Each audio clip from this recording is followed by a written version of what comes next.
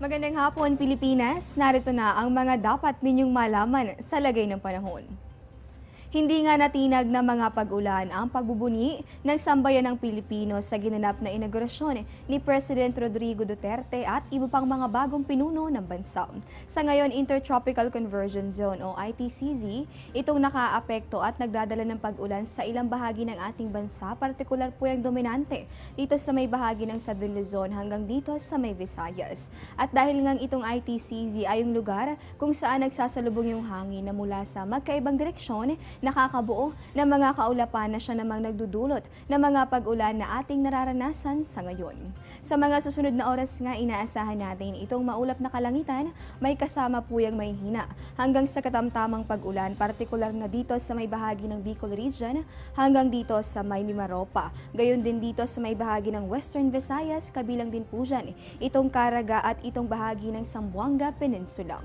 Dito naman sa atin sa Metro Manila at sa nalalabing bahagi nitong ating bansa, inaasahan naman natin itong generally fair weather condition. Ibig sabihin po yan, bahagya hanggang sa maulap yung kalangitan at syempre pa posible pa rin itong mga pulupulong pag-ulan o pagkidlat at pagkulog. Diyan lamang po kayo, magbabalik pa kami matapos ang isang paalala.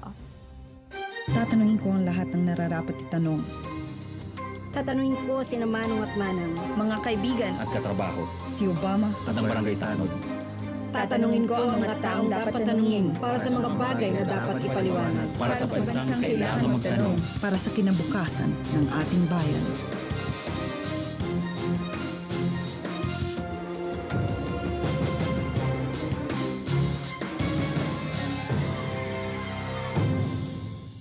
Sa punto pong ito, tingnan naman natin itong nilalaman ng 3-day weather forecast ng Pag-asa.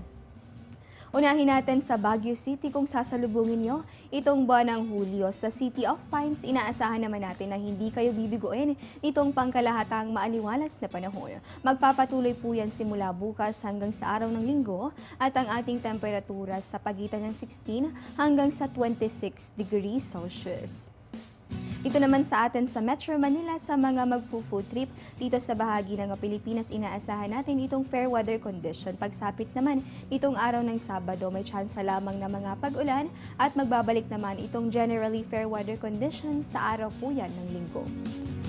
Check naman natin sa Metro Cebu kung nais mong mapanood itong world-class performance ng Cebu Dancing Inmates. Inaasahan din natin itong good weather condition sa susunod po yan na 3 araw. Ang ating temperatura between 26 hanggang sa 33 degrees Celsius.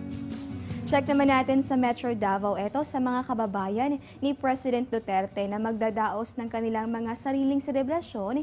Inaasahan naman natin itong fair weather condition, magtatagal po yan hanggang sa araw ng Linggo at ang ating temperatura nasa pagitan ng 25 hanggang sa 33 degrees Celsius. At panghuli na lamang sa Zamboanga City sa mga mommies na maglalaban ng uniforme ng kanilang mga anak, inaasahan naman natin itong fair weather condition. Simula po yan bukas at sa araw ng Linggo. Ang ating temperatura naman between 24 yan hanggang sa 33 degrees Celsius. At yan po muna ang latest mula rito sa Pag-asa DOST. Ito po ang Panahon TV kung saan walang pinipiling panahon ang pagbibigay impormasyon. Ako po si Desiree Jonio. Magandang hapon po sa inyong lahat.